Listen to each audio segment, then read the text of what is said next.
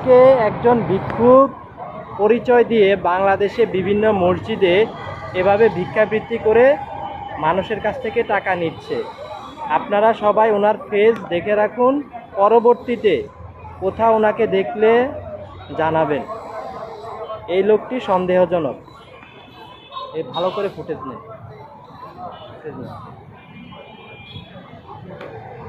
উনি তো ফেস দেখাইতেছে না। 1 টাকা কষ্ট করে ইনকাম করে, আর এরা হ্যাঁ করছে। কত অভাবী মানুষ রাস্তাঘাটে পড়ে রয়েছে না? আপনি ওভারব্রিজের উপরে যান না, কত কষ্ট অভাবী মানে সম্মানিত ভিউ, আপনারা চিনে রাখেন এই লোকটি। বিহারি না উনি বলতেছে যে উনি পাকিস্তান থেকে আসছে, উনি দরিদ্র একটা ফ্যামিলি থেকে আসছে। ওনাদের উপর নাকি অত্যাচার হামলা হয়েছিল বিভিন্ন। হ্যাঁ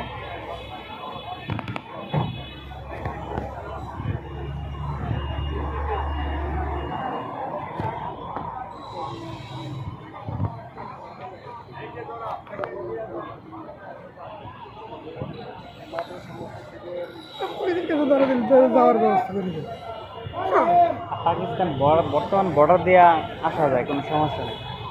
অনেক অনেক জায়গায় আপনার হয়ে গেল। পাকিস্তানের বর্ডারের কাছে বেশি গেলে আপনি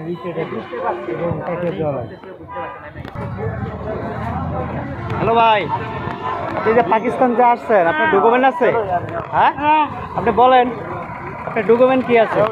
হ্যাঁ আপনার ডকুমেন্ট কি আছে দেখান, আর ডকুমেন্ট দেখান।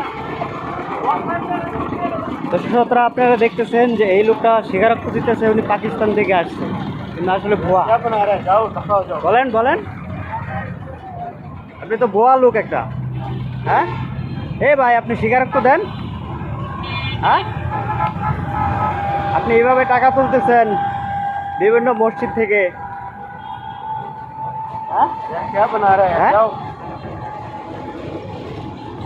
আপনি বলেন আপনি পাকিস্তান থেকে আসছেন, আপনি ডকুমেন্ট দেখান, পাসপোর্ট দেখান। দর্শক শ্রোতারা আপনারা দেখতে পাচ্ছেন এই মুহূর্তে সাভার মডেল মসজিদ। এখানে আসে উনি বিভিন্ন কৌশলে টাকা আদায়ের জন্য বলতেছে উনি নাকি পাকিস্তান থেকে আসছে। এই লোকটাকে চিনে রাখেন।